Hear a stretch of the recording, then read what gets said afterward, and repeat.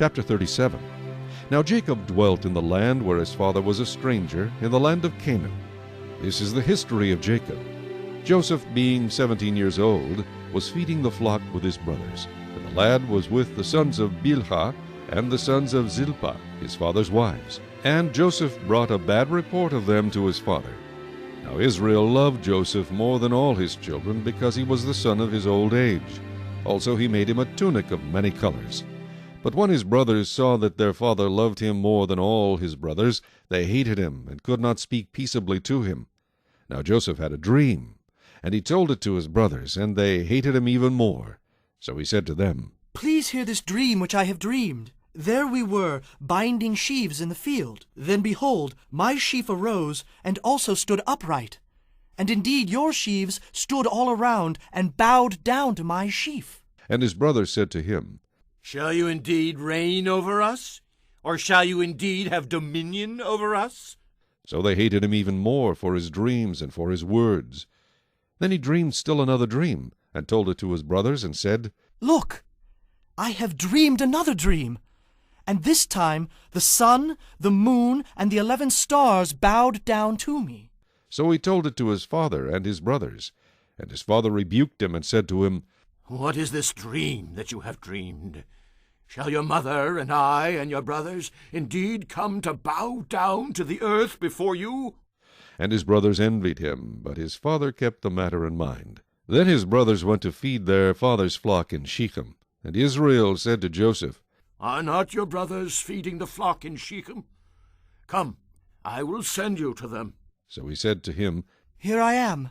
Then he said to him, "Please go and see if it is well with your brothers and well with the flocks, and bring back word to me." So he sent him out of the valley of Hebron, and he went to Shechem.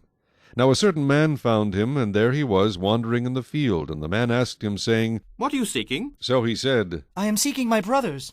Please tell me where they are feeding their flocks." And the man said, "They have departed from here, for I have heard them say, 'Let us go to Dothan.'" So Joseph went after his brothers, and found them in Dothan.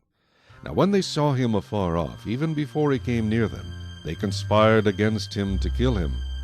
Then they said to one another, "Look, this dreamer is coming. Come, therefore, let us now kill him, and cast him into some pit, and we shall say, 'Some wild beast has devoured him.' We shall see what will become of his dreams." But Reuben heard it, and he delivered him out of their hands, and said, "Let us not kill him. And Reuben said to them, Shed no blood, but cast him into this pit which is in the wilderness, and do not lay a hand on him."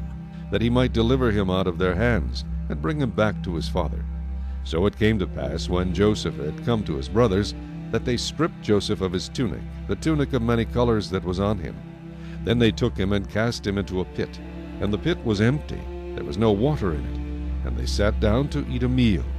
Then they lifted their eyes and looked, and there was a company of Ishmaelites coming from Gilead with their camels, bearing spices, balm, and myrrh, on their way to carry them down to Egypt. So Judah said to his brothers, "What profit is there if we kill our brother and conceal his blood? Come, and let us sell him to the Ishmaelites, and let not our hand be upon him, for he is our brother and our flesh." And his brothers listened. Then Midianite traders passed by. So the brothers pulled Joseph up and lifted him out of the pit, and sold him to the Ishmaelites for 20 shekels of silver, and they took Joseph to Egypt. Then Reuben returned to the pit, and indeed Joseph was not in the pit, and he tore his clothes. And he returned to his brothers and said, "The lad is no more, and where shall I go?" So they took Joseph's tunic, killed a kid of the goats, and dipped the tunic in the blood. Then they sent the tunic of many colors, and they brought it to their father, and said, "We have found this. Do you know whether it is your son's tunic or not?" And he recognized it and said, "It is my son's tunic. A wild beast has devoured him. Without doubt, Joseph is torn to pieces." Then Jacob tore his clothes, put sackcloth on his waist, and mourned for his son many days. And all his sons and all his daughters arose to comfort him, but he refused to be comforted. And he said, "For I shall go down into the grave to my son in mourning." Thus his father wept for him. Now the Midianites had sold him in Egypt to Potiphar, an officer of Pharaoh and a captain of the guard.